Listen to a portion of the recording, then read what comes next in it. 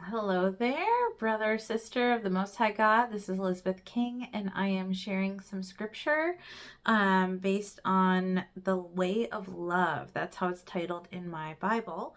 So it is 1 Corinthians chapter 13. And I'm going to start in verse 4 and go down to verse 13. Now, I have attended weddings, and this tends to be a very popular scripture that people love to have read at their wedding. And so I just pray that as we go through this reading together and we think about this time of year, Valentine's Day is tomorrow, and I know some people are into celebrating it. I love this holiday because the holiday is a celebration of love. Um, so, anyway, it's just easy to get excited about Valentine's Day for me because even though I've read on the history of it, Saint Valentine, I love anything related to hearts and pink and red and purple, which makes me kind of a girly girl, and that's fine. So, anyway, here it goes. Love is patient and kind. Love does not envy or boast. It is not arrogant. It is not rude. It does not insist on its own way. It is not irritable or resentful. It does not rejoice at wrongdoing, but rejoices with the truth. Love bears all things. It believes all things. It hopes all things. It endures all things. Love never ends. As for prophecies, they will pass away. As for tongues, they will cease. As for knowledge, it will pass away. For we know in part, and we prophesy in part. But when the perfect comes, the partial will pass. When I was a child, I spoke like a child. I thought like a child. I reasoned like a child. When I became a man, I gave up childish ways. For now we see in a mirror dimly, but then face to face. Now I know in part, then I shall know fully, even as I have been fully known. So now faith, hope, and love abide, these three, but the greatest of these is love.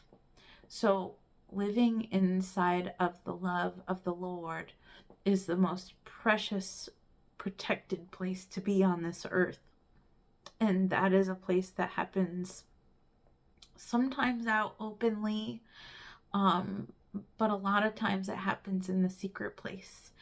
And this past weekend, the Lord just spent time sharing with me His love, and I would love to say that this love is something that He gave for me to give to everybody else. But the kind of love He shared with me was really just because I really needed to be loved deeply. And He's so patient, He's so kind. I grew up sometimes thinking that love was when somebody was being tough on me, and that's that being arrogant or being rude. Sometimes I thought love was when people boasted about my gifts or my talents.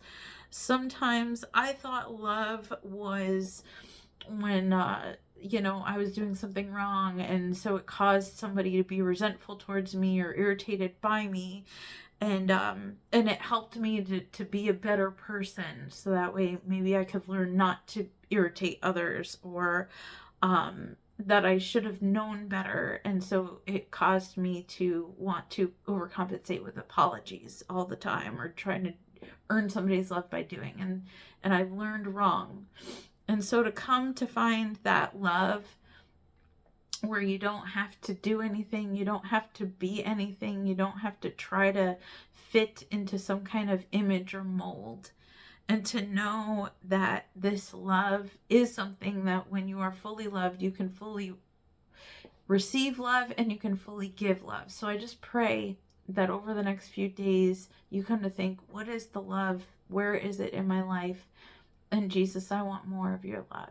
And I pray that it overflows in every area of your life so you could be fully healed, whole, and walk in freedom. I pray that over you and myself in Jesus' mighty name.